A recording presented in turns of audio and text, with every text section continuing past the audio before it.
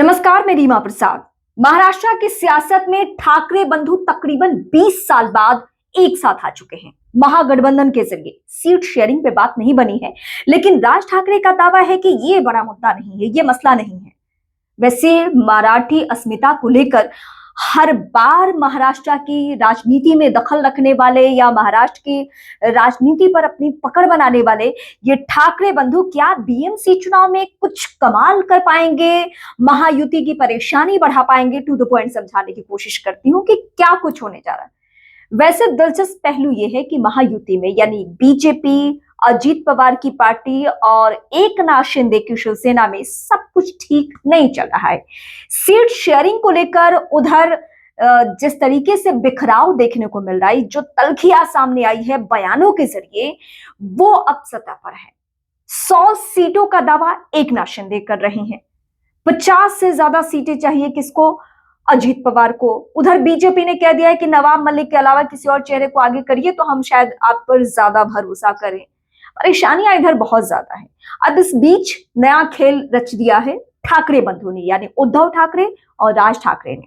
20 साल लगे इस बात को समझने में कि अगर हम एक मंच पे एक साथ नहीं आते हैं या महाराष्ट्र की सियासत में हम एक साथ अगर नहीं आगे बढ़ते हैं तो दोनों का ही नुकसान होगा, क्योंकि दोनों ही चेहरे अब महाराष्ट्र की राजनीति से आप यूं कह सकते हैं कि हाशिए पर जा चुके हैं। चाहे एक वक्त में बाला साहब ठाकरे की जिनमें छवि थी राज ठाकरे हो, या बाला साहब की राजनीतिक विरासत संभालने वाले उनके खुद के बेटा उद्धव ठाकरे हो, दोनों ही जब राजनीति में हाशिए पर जा चुके हैं तो बीएमसी चुनाव के जरिए वो चाहते हैं कि पब्लिक के बीच में एक परसेप्शन डेवलप हो कि अब हम अलग नहीं है और ना ही अलग जाने वाले हैं। तो क्या इस गठबंधन से महायुति की परेशानी बहुत ज्यादा बढ़ जाने वाली है?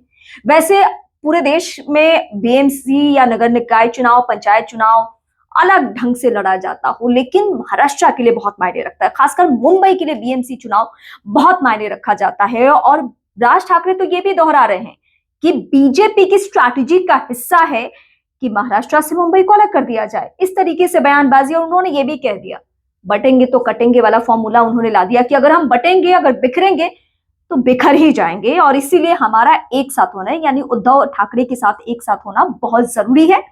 दोनों चेहरे साथ आकर संकेत दे चुके हैं। सीट शेयरिंग पर बात भले ही नहीं बनी है, लेकिन जो उनका स्टेटमेंट है, जो लहजा है, जो बॉडी लैंग्वेज है, उसको देखकर लगता है कि सीट शेयरिंग को लेकर इन दोनों में यानी राज ठाकरे और उद्धव ठाकरे में कोई भी पेंच नहीं फंसने वाला है। महायुति का क्या होने जा रहा है, बीजेपी कैसे रास्ता निकालेगी, सीट शेयरिंग पर कैसे बात बनेगी, ये मैं अगले वीडियो में बताऊंगी। लेकिन ठाकरे बंधु के आने से महाराष्ट्र में कितना दिलचस्प माहौल हो रहा है, इस बार का बीएमसी चुनाव कितना दिलचस्प हो जाएगा, आपके जहन में क्या सवाल है? क्या वाकई ठाकरे बंधुओं पर लोग अभी भरोसा करते हैं, या वो भरोसा 20 साल बाद टूट चुका है, बिखर चुका है, या उनके आने से कुछ कमाल हो जाएगा? आप मुझे कमेंट करके जरूर बताइए। मैं अगले वीडियो में आपके पॉइंट्स जरूर उठाऊंगी। और इसके साथ ही आप मुझे रीमा प्रसाद चैनल यानी यूट्यूब चैनल, इसके अलावा फेसबुक, इंस्टा, ट्विटर पर मेरे साथ जुड़ सकते हैं।